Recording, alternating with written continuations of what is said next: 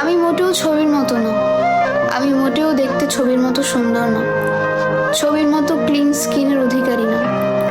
ছবিতে যেমন খুব সুন্দর পরিপূর্ণ একটা সুন্দর মানুষকে দেখা যায়, আমি দেখতে মোটেও তেমন না।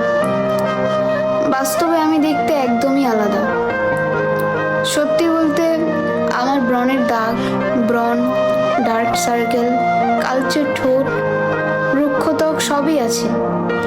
তাই আমাকে ছবিতে দেখে কেউ প্রশংসা করলেও বাস্তবে দেখে হয়তোবা কেউ চিনতেও পারবে না। যার কারণে ছবি দেখে কেউ আমাকে সুন্দর বললে আমার অস্বস্তি লাগে। তাই তো কেউ এখন আমাকে সুন্দর বললেও আমি নিতান্তই এটাকে মজা মনে করে এড়িয়ে চলে যাই।